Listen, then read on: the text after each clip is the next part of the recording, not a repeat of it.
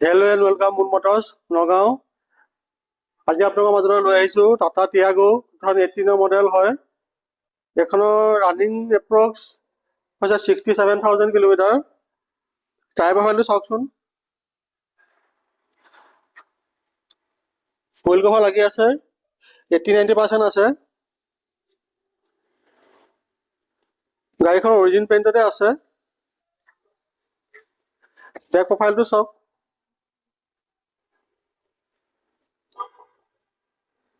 প্ৰাইচটো ৰখা হৈছে 365। গাড়ীখনৰ ভিতৰখন চাই লওঁ।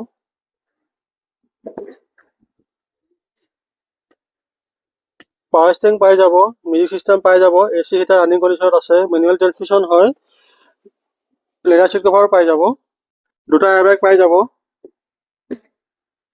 এইখন যদি আপুনি ল'বলৈ বিচাৰিছে তেতিয়াহ'লে ওপৰত দিয়া নম্বৰটোৰ লগত যোগাযোগ কৰক। ধন্যবাদ।